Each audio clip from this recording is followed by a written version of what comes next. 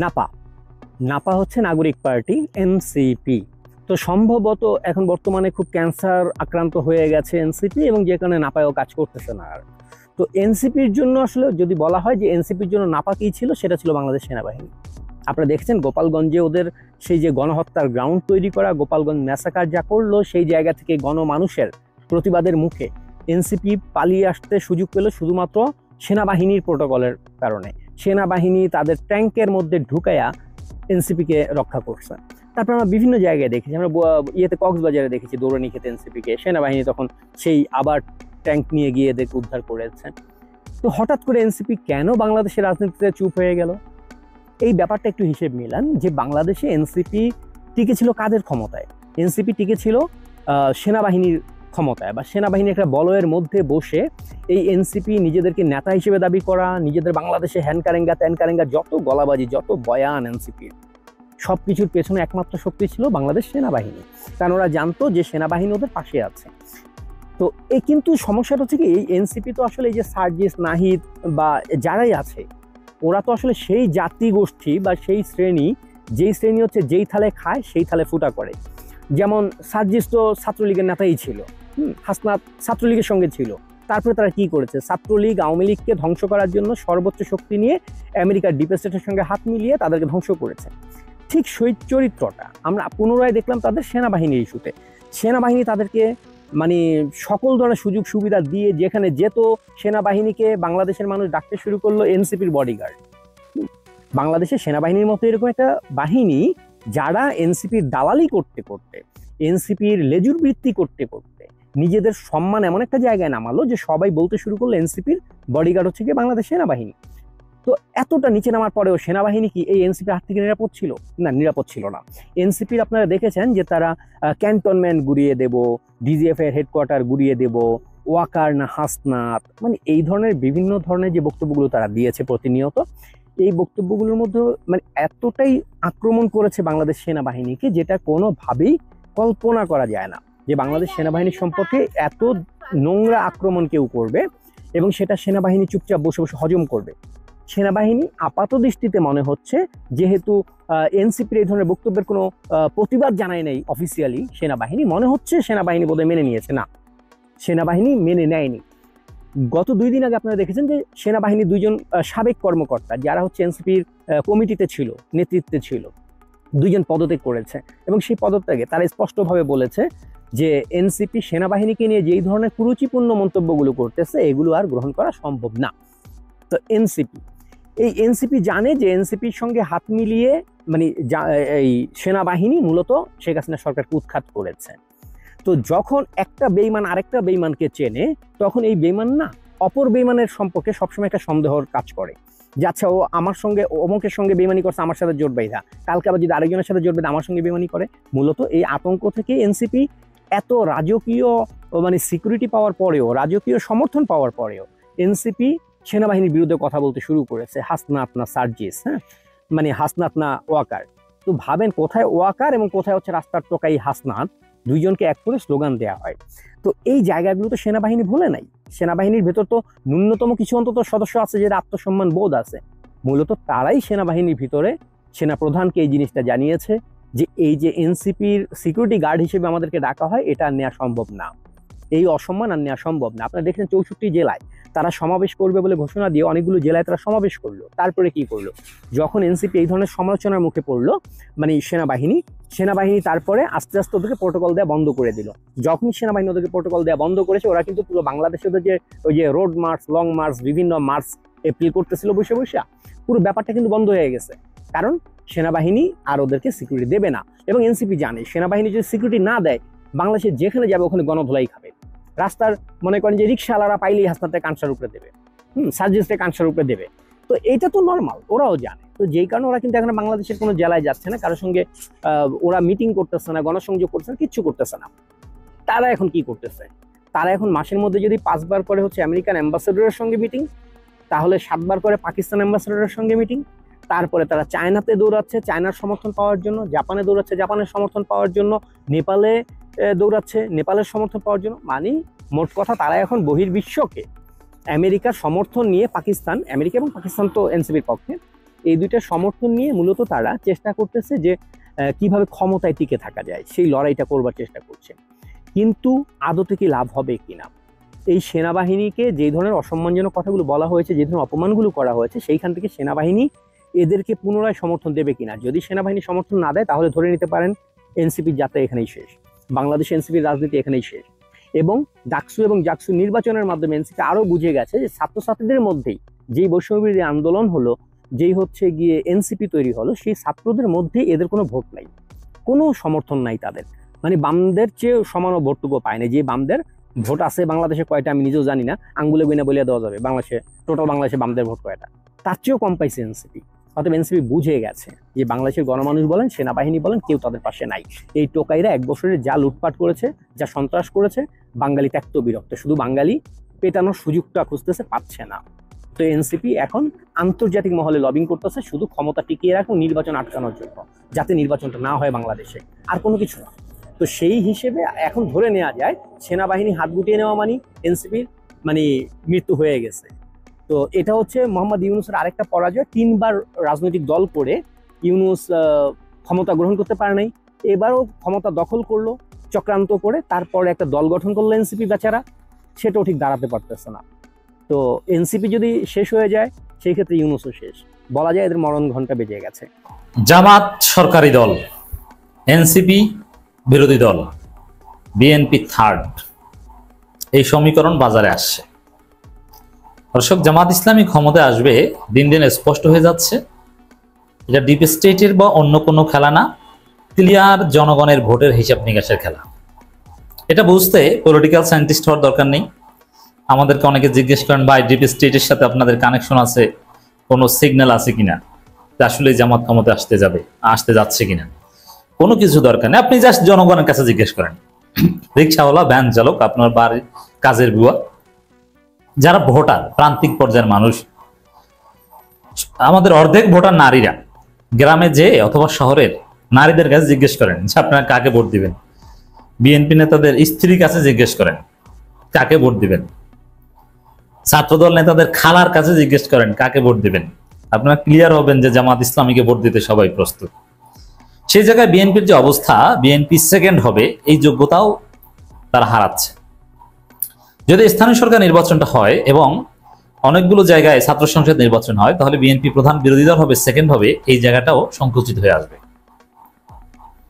কারণ মানুষ সেই পুরনো বন্দোবস্ত, সেই পুরনো চাঁদাবাজদের আর দেখতে চায় না। চোর, বাটপার, এতিমখানা, মাদ্রাসার খাবার খেয়ে ফেলা, চুরি করা, নারীদের হত্যাকারী, নারী নির্যাতনকারী, ইফটিজার, এদেরকে মানুষ দেখতে চায় না। মানুষ এখন জামাতকে পছন্দ করে ফেলেছে, চরমোনাইকে পছন্দ করে ফেলেছে, এবং মানুষের অনেকে জুলাই অভ্যুত্থানে নেতৃত্ব দানকারী তরুণ প্রজন্মকে পছন্দ করে। সেই জায়গায় অনেক হিসাব নিকাশ আছে। দেখেন, বিএনপি নাই, বিএনপি হয়ে গেছে আওয়ামী লীগ, বিএনপি রাজনীতি ফাঁকা। এখানে মাহমুদুর রহমান, পিনাকি ভট্টাচার্যরা যদি আসেন, এদিকে এনসিপি গণ অধিকার পরিষদ মার্জ হচ্ছে, এনসিপি গণ অধিকার পরিষদ সাকসেসফুলি যদি মার্জ হতে পারে, এক হয়ে যেতে পারে, তাহলে আরো অনেকে এনসিপি গণ অধিকার পরিষদের সাথে মার্জ হতে আসবে। দিন শেষে দেখা যাবে যে তারাই হবে এখন বাংলাদেশের দ্বিতীয় বৃহত্তম শক্তি। সেখানে বিএনপি কিন্তু ডলা খাবে, এবং বিএনপি অনেক নেতার দলে দলে দেখেন, এনসিপি গণ অধিকার পরিষদ বা আরো এবি পার্টি, এরকম কয়েকটা দল মার্জ হলো, এরাই যে এমপি টেমপি হবে সবাই তা না। এমপির খেলাটা আপনারা বুঝবেন নির্বাচনের তফসিল ঘোষণা করলে। দেখবেন যে প্রত্যেকটা আসনে বিএনপির প্রার্থী থাকবে 5 থেকে 10 জন, তার মধ্যে জিতে আসার মতোই 2-1 জন থাকবে বা শক্তিশালী হেভিওয়েট প্রার্থী। বিএনপি নমিনেশন দেবে একজনকে, কিন্তু বাকি যারা তারা কেউ ছাড় দিবে না। আর বিএনপি আবার অনেক ইয়াংদের নমিনেশন দেবে, কিন্তু যাদের টাকাওয়ালা বড় কেউ ছাড় দিবে না, তারা স্বতন্ত্র হলেও নির্বাচন করবে। যেহেতু বিএনপির অবস্থা ভালো না, তো বিএনপি নমিনেশন দেয়নি, তাতে কি অত আক্ষেপ করার কিছু নেই, দাঁড়িয়ে যাবে। তখন এই এনসিপি বা ওই গণ অধিকার পরিষদ যারা মার্চ হবে, তারা ওই বিদ্রোহী প্রার্থীকে অফার দিবে যে আমাদের দলে যোগ দেন, আমরা সমর্থন দিয়ে দিই। খেলা তখন জমে যাবে। এমনকি জামাত ইসলামীও এরকম কিছু প্রার্থীকে টান দিতে পারে। রাজনীতির খেলা এরকমই। সব মিলিয়ে বিএনপির জন্য সেকেন্ড হওয়া কঠিন হয়ে যাবে। সরকারি দল হবে জামাত ইসলামী, বিরোধী দল হবে, আমরা বিশ্বাস করি বা এই সমীকরণ দিকে যাচ্ছে দেশ, এনসিপি, গণ অধিকার পরিষদ মিলিত হয়ে, নামটা যদি এনসিপি থাকে এই জন্য এনসিপি বলছি, এনসিপি নাম থাকতে পারে। নাসিরউদ্দিন পাটোয়ারি, যিনি অনেক কিছু জানেন এবং বুঝেন, এবং যা বলেন বুঝে শুনে বলেন, সঠিক কথা বলেন। তার কথা নিয়ে বিএনপি অত্যন্ত চিন্তিত। অনেকে বলেন যে ডিপ স্টেটের খবর বা পর্দার অন্তরালের হিসাব নিকাশ জেনে শুনে নাসিরউদ্দিন পাটোয়ারি বলেন, বা সরল মনা মুখ ফসকে বলে ফেলেন, কিন্তু যা বলেন ওইটাই সঠিক। নাসিরউদ্দিন পাটোয়ারির বক্তব্য গোলাম মোল্লা রনি যেভাবে ব্যাখ্যা করেন তার অর্থ দ্বারা এটাই, যে নাসিরউদ্দিন পাটোয়ারি যা বলেন হিসাব নিকাশ খেলা ওইভাবেই চলছে। নাসিরউদ্দিন পাটোয়ারি জানেন, তিনি বলে দিয়েছেন। তো দর্শক, এই জায়গায় নাসিরউদ্দিন পাটোয়ারির বক্তব্য অত্যন্ত তাৎপর্যপূর্ণ। তিনি বলছেন এনসিপি পাবে 150টি আসন, তবে বিএনপি 50 থেকে 100-র বেশি পাবে না। নাসিরউদ্দিন পাটোয়ারি জামাত কয়টা পাবে এটা কিন্তু বলে নাই, কিন্তু আপনি তো জানেন দর্শক জামাত কয়টা পাবে।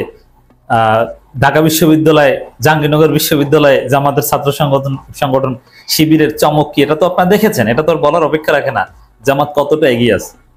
এনসিপি যদি 150 পায় তাহলে জামাত পাওয়ার কথা 300, তাতে নির্বাচনী আসন 450 বানিয়ে হলো। জাস্ট এতটুকুই বললাম। তবে হ্যাঁ, নাসিরউদ্দিন পাটোয়ারির বক্তব্যের তাৎপর্য এটাই যে এনসিপি কমপক্ষে বিরোধী দল হওয়ার একটা স্বপ্ন দেখছে, হতে পারে, অনেক সমীকরণ হবে। একটা সহজ বিষয় বিশ্বাস করবেন, চান্দাবাজদের দিন শেষ। আরে ভাই, এত রক্তের পর 5 আগস্ট, জুলাই অভ্যুত্থান, এত রক্ত, এত জুলুম, এত ত্যাগ, এত গুম, এত মানুষের জীবন ফাঁসির দড়ি, ক্রস ফায়ার, এত ত্যাগ দীক্ষার পর, দীর্ঘ ফেসিবাদের পর আমরা কেন চাঁদাবাজদের আবার রাষ্ট্র ক্ষমতায় পাঠাবো? কেন দুর্নীতিবাজদের 10%দের রাষ্ট্র ক্ষমতায় পাঠাবো? ধর্ষকদের, নারী নির্যাতনকারীদের, যারা ছাগল চুরি করে, গরু চুরি করে, মাদ্রাসার ভাত চুরি করে, যারা নিজেরা মারামারি করে, মরে এবং আত্মহত্যা করে, ভাই এই পচান গান্ধা গোষ্ঠীকে কেন ভোট দিবে জনগণ? একটু চিন্তা করেন তো, মাথা কাটান। কোন দুঃখে ভোট দিবে? ডাকসু তো দেখেন না যে এদের ভোট দেওয়ার দিন শেষ? না, এদেরকে ভোট দিবে না। যা দেখেন ফাঁকা বলি, কিচ্ছু পারবে না। এই দলে যারা আসতে যাবে তারা এটা ভাইরাস, পচে নষ্ট হয়ে যাবে। তামিম ইকবালের মতো হেভিওয়েট লোক বিএনপির কাঁধে চড়ার চেষ্টা করছে, বিসিবির প্রেসিডেন্ট হওয়ার চেষ্টা করছে, অলরেডি পচা শুরু করেছে। তামিম ইকবালের মতো লোক এসে যদি এখানে পচা শুরু করে, এই দলকে কেউ বাঁচাতে পারবে না। এখানে যে যাবে ওটা নষ্ট, ভাইরাস, নষ্ট হয়ে যাবে। এর সংস্পর্শে বিএনপি একটা ভাইরাস, ওখানে যে যাবে নষ্ট হয়ে যাবে। ডাকসুতে এভাবে পরাজয় হবে কেউ ভাবছে? এখন বিসিবিতে আমিনুল ইসলাম বুলবুলকে জামাত ইসলামী, এনসিপি এরা সমর্থন দিচ্ছে, সরকারেরও একটা অংশ সমর্থন রয়েছে। বিএনপি এখানেও কারচুপি করার চেষ্টা করছে। তামিম ইকবালের পাশে ইশরাক বসে জয় বাংলা হয়ে যাওয়ার পথে। পারবে না ভাই, জেতার কোনো অপশন নাই। কিভাবে, কেন জিতবে? নেতা কারা? সালাউদ্দিন আহমেদ গুম নাটক করেছিলেন, গুম হন নাই, ভিআইপি পরিবেশে 5 স্টারে থেকেছেন। এরপরে দর্শক আপনি দেখেন আমির খুসরু মাহমুদ চৌধুরী, মির্জা ফখরুল, রাজাকার পুত্র, মির্জা আব্বাস, কে চাঁদ আব্বাস কিভাবে লুটপাট করে, ডাকাতি করে ব্যাংকের মালিক হয়েছে। এদেরকে ভোট দেবে মানুষ? ভারতের চিহ্নিত দালাল বরকতুল্লাহ বুলু, এরকম পিনাকি জয়নুল আবেদিন ফারুক প্রবাসীর স্ত্রীর পেটে বাচ্চা দেন, এই লুচ্চাকে ভোট দেবে মানুষ? বিএনপির বুদ্ধিজীবী ডাক্তার জাহেদ, রুমিন ফারহানার সাথে ভিডিও আছে, বউকে ডিভোর্স দিছে, এই ধরনের অপদার্থ, এই ধরনের চরিত্রহীনকে ভোট দিবে মানুষ? আর রুমিন ফারহানা তো পার্ট টাইম হাজব্যান্ড আছে, এদেরকে ভোট দিবে মানুষ? বিএনপি তো রুমিন ফারহানাকে তার এলাকায় ঢুকতে দিবে না। তাই বিএনপি থার্ড, জামাত সরকারি দল, এনসিপি বিরোধী দল। জাতীয় নাগরিক পার্টির মুখ্য সমন্বয়ক নাসিরউদ্দিন পাটোয়ারি বলেছেন আগামী জাতীয় সংসদ নির্বাচনে 150 আসন পাবে এনসিপি। নাসিরউদ্দিন পাটোয়ারি অবশ্যই বিশ্বাস করেন সংসদের আসন 400 বানানোর থিওরিতে। সেই হিসেবে হয়তো বলছেন, সেই হিসেবে জামাত কমপক্ষে 100 বেশি পাওয়ার কথা, আর বিএনপি 50 থেকে 100-র বেশি আসন পাবে না, মানে বিএনপি থার্ড হবে সেই হিসাবে। হ্যাঁ, এই কথাটা ঠিক, বিএনপি 50 থেকে 100-র বেশি পাবে না। বিএনপির আসন 50, 60, 70 এর মধ্যে থাকতে পারে ফেয়ার ইলেকশন। এনসিপি দলীয় প্রতীক হিসাবে শাপলা প্রতীক থেকে সরবে না, যথেষ্ট কনফিডেন্ট। নিবন্ধন প্রতীক প্রবাসী ভোটাধিকার নিয়ে, এই যে প্রবাসী ভোটাধিকারই তো একটা খেলা। প্রবাসীরা কেউ বিএনপিকে পছন্দ করে না, কেউ না। প্রবাসীদের 2% সমর্থন বিএনপির প্রতি নাই। অবশেষে ছাত্র দলের কিছু বোধোদয় হয়েছে। ছাত্র দল একটু নড়ে চড়ে বসেছে, এখন শিবিরের থিওরি ফলো করতে যাচ্ছে, শিবিরের মতো হতে যাচ্ছে, কিন্তু লাভ নেই। ছাত্রদল কখনোই শিবিরের মতো জনপ্রিয় হতে পারবে না, এটা তাদের পক্ষে একদম সম্ভব নয়।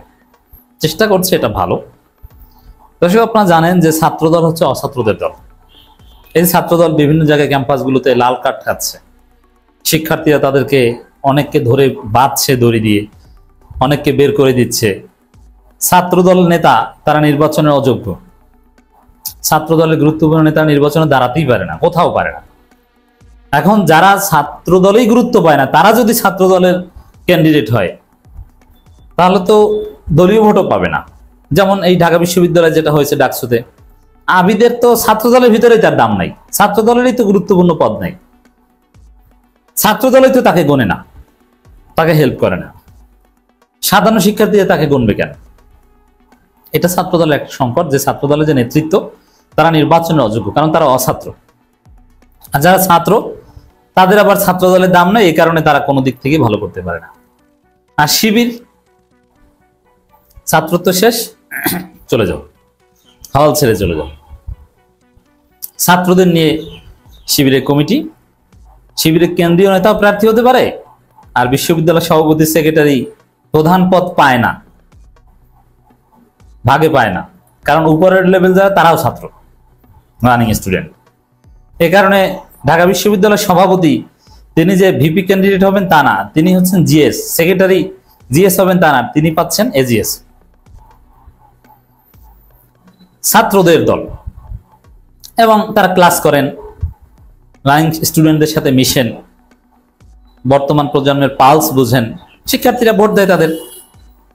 আর ছাত্র দলের ঢাকা বিশ্ববিদ্যালয়ের সভাপতি আমার ব্যাচমেট, সেই নূর-নবী আমলের পাশ করা, আমরা পৃথিবীর কত কিছু জয় করে আসলাম, আর এদের ছাত্রত্ব শেষ হয় না। মানে এরা আসলে ছাত্র না, পড়াশোনা নেই। আবার কেন্দ্রীয় সভাপতি, সেক্রেটারি, এদের কথা আর কি বলবো, তাদের ছাত্রত্ব শেষ হয়েছে বলতে গেলে সে আদম আলাইসাল্লামের যুগে। আমাদের যদি নূহ আলাইসাল্লামের যুগ হয় এটা প্রতীকী কথা, তাদের এটা আদম আলাইসাল্লামের যুগে, এতটা প্রাচীন। এইভাবে তো চলতে পারে না। কিছুদিন পর এমন একটা অবস্থা হবে যে ক্যাম্পাসে শিক্ষার্থীরা এদেরকে দেখতেই চাইবে না, যে আপনারা কারা, এখানে কেন এসেছেন, আপনাদের কাজ নাই তো ক্যাম্পাসে, আপনারা পিএইচডি এমফিল এর ছাত্র না, তাহলে ক্যাম্পাসে কি, আপনারা ক্যাম্পাসে এখানে বসে আছেন কেন?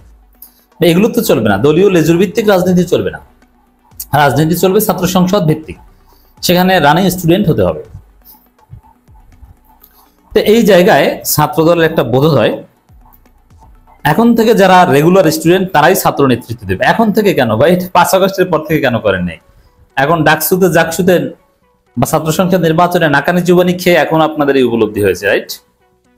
এখন এটা শহীদুদ্দিন চৌধুরী এনি বলছেন, এখন থেকে যারা রেগুলার স্টুডেন্ট তারাই ছাত্র নেতৃত্ব দেবে। দেখেন এই জায়গাটা বলতেছে শহীদুদ্দিন চৌধুরী এনি, এটা তার মনের মাধুরী মিশিয়ে বলেন নাই। শহীদুদ্দিন চৌধুরী এনি তারেক রহমানের কাছের লোক, ছাত্রদলের সাবেক সভাপতি। ছাত্রদলকে দেখভাল করতে তারেক রহমানের পক্ষ থেকে যারা অ্যাসাইন, শহীদুদ্দিন চৌধুরী এনি তাদের মধ্যে ওয়ান অফ দেম। যখন ছাত্রদলকে ঢেলে সাজানোর বিষয়ে কোনো সিদ্ধান্ত নেন, তখন তারেক রহমান এই শহীদুদ্দিন চৌধুরী এনি, রাকিবুল ইসলাম বকুল, সুলতান সালাউদ্দিন টুকু, তারপরে আমাদের সেই শামসুজ্জামান দুদু, রুহুল কবির রিজভী, এদেরকে নিয়ে আলোচনা করেন। অতএব তারেক রহমানের কাছ থেকে তিনি শুনেছেন, বা তারেক রহমান বলেছে যে আসলে এবার ছাত্রদের মাধ্যমে নেতৃত্ব সাজাতে হবে, এই বয়স্ক নেতৃত্ব দিয়ে চলবে না। এই বয়স্ক নেতৃত্ব সব জায়গায় নাকানি চুবানি খায়। শিবিরের মতো, যে শিবির এখন যদি এরকম হতো যে না, শিবিরও অছাত্র, শিবিরের সভাপতি, সেক্রেটারি বিশ্ববিদ্যালয়, তারা নির্বাচনের অযোগ্য, বয়স নাই, ছাত্রত্ব নাই, শিবিরের হল সভাপতিকে ধরে ডাকসু জিএস ক্যান্ডিডেট বানাতে হয়। শিবিরের যদি এরকম কলঙ্কজনক একটা পরিস্থিতি তৈরি হতো, তাহলে ছাত্রদল এই কমিটি পুনর্গঠন করা, ছাত্রদের নেতৃত্বে আনার চেষ্টা করতো না। এখন ছাত্রদল কেন ছাত্রদের নেতৃত্বে আনার চেষ্টা করলো, এটা কেন, মানে এই উদ্যোগ কেন নিয়েছে? শিবিরকে ফলো করে, কারণ প্রতিদ্বন্দ্বীরা বিজয়ী হয়ে যাচ্ছে রানিং স্টুডেন্টদের মাধ্যমে, অতএব প্রতিদ্বন্দ্বিতা থাকার জন্য এটা করতে হবে, কিছু করার নেই। এটা একটা বিষয়। দ্বিতীয় হচ্ছে, এটা করলেও যে কাজ হবে তা না। দেখেন, এটা করতে গেলে সবচাইতে যে বড় ক্রাইসিস হবে শিবিরের মতো জনপ্রিয় সম্ভব নয়, কারণ ছাত্রদলের অনেক নেতা, যেমন যদি রানিং স্টুডেন্টদের দিয়ে কমিটি করতে চায় ছাত্রদল, তাহলে ছাত্রদলের কমপক্ষে 10 বছরের 10 বছর যাবত ওয়েট করছে যে আমি একটা ভালো পদ পাবো, এরকম কয়েক হাজার নেতাকে বাদ দিয়ে দিতে হবে এবং তাদের ক্যারিয়ার ধ্বংস হয়ে যাবে। এবং এই যে কয়েক হাজার নেতা 10 বছর অপেক্ষা করছে, তারও বেশি 10 বছরের বেশি অপেক্ষা করছে, এরকম আছে আমি চিনি। 2012 সাল থেকে অপেক্ষা করছে যে একটা ভালো পদ পাবো, কিন্তু এখনো পাইনি, সামনের বার পাবো। তারা ত্যাগী, তারা নির্যাতিত, মজলুম, রাজপথে ছিল। আর রানিং স্টুডেন্ট যাদেরকে এখন তারেক রহমান সামনে আনতে যাচ্ছেন, তাদের ওইরকম ত্যাগ তিতিক্ষার কোনো গ্লোরিয়াস হিস্ট্রি নাই,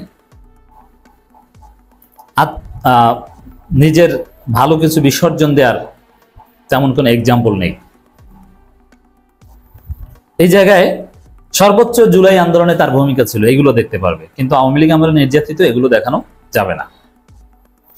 তো এতে 10 বছর যারা হাজার হাজার নেতা অপেক্ষা করছে, তারা ছাত্র নেতা হতে চায়, তারা যে যুব নেতা হতে চায় তা না, আবার তাদেরকে যুব দলে রিপ্যাট্রিয়েট করার কোনো সুযোগ থাকবে না। এতে বরং আরো একটা বড় বড় কেওয়াস সৃষ্টি হবে, একটা কেওয়াটিক সিচুয়েশন তৈরি হবে, ভয়ঙ্কর অন্তর্কন্দল হবে। এবং প্রকৃত ছাত্রদের যদি ছাত্রদল নেতৃত্বে আনতে চায়, দেখবেন ছাত্রদলেরই আরেকটা অংশ লাশ ফেলছে, প্রতিপক্ষকে হত্যা করছে, এবং তারা কুশপুত্তলিকা দাহ এইসব কর্মসূচি দিয়ে যাদেরকে কমিটিতে দিবে রানিং স্টুডেন্ট, তাদেরকে ক্যাম্পাসে ঢুকতেই দেবে না, তাদেরকে মারবে, চাপড়াবে। আরেক ভয়ানক পরিস্থিতি তৈরি হবে। এখন ক্ষমতায় থাকলে হয়তো বা এই পরিস্থিতি অনেকভাবে মোকাবেলা করা যায়। সাপোজ 1000 বঞ্চিত ছাত্র নেতা, ওদেরকে যদি ক্ষমতায় থাকলে সিস্টেমে চাকরি টাকরি দিয়ে দেয়, ব্যবসা ধরিয়ে দেয়, ওরা শান্ত হয়ে যাবে। তোমাকে একটা ভালো চাকরি দিলাম, সংসার করো, তোমাকে এই পদ দিলাম, আরো নানান সিস্টেমে দলেও মূল্যায়ন করা যায়। কিন্তু ক্ষমতায় নাই, এই কারণে এটাও ভালোভাবে পারবে না। অতএব এই শিবিরের মতো হওয়ার চেষ্টা করা, এটা তো সোজা না।